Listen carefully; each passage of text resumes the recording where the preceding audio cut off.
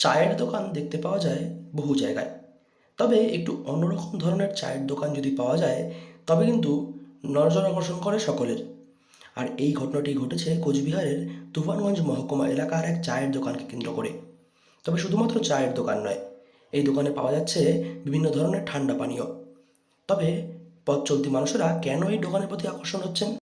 একটু আলাদাভাবে সবাই এই গরমের মধ্যে যাওয়া আসা করে রাস্তা দিয়ে।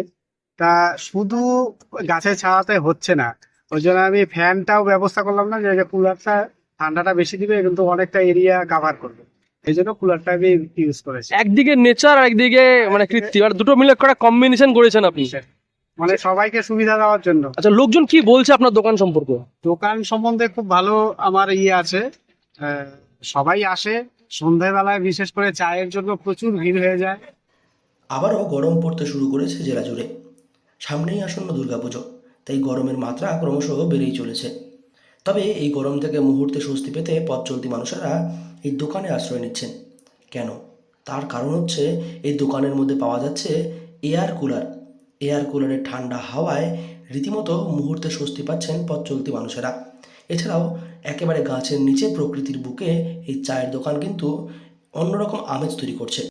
কিছু খাওয়া দাওয়া হয়েছে, তো তারপর আজকে আবার কলেজ থেকে যাওয়ার সময় এলাম। ভালো লাগছে দোকান। চায়ের টেস্টটা কেমন থাকে? ভালো, খারাপ না, ভালো আছে। এছাড়া আর কি কি পাওয়া যায় দোকানে?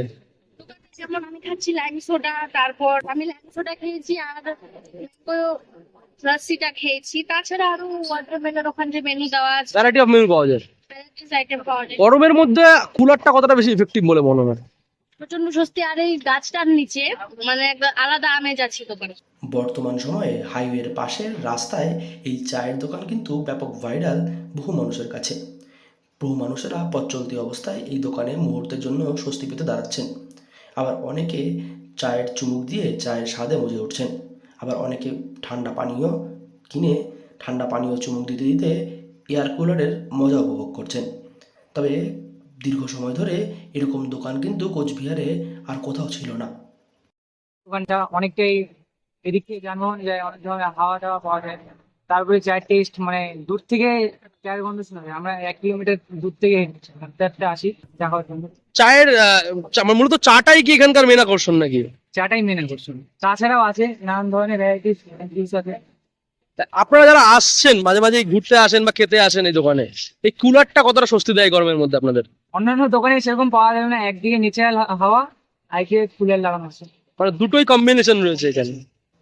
খুব অল্প সময়ের মধ্যেই এই চায়ের দোকান কিন্তু সকলের নজর আকর্ষণ করতে শুরু করেছে। কোচবিহার থেকে সার্থক পণ্ডিতের রিপোর্ট, লোকাল 18 বাংলা।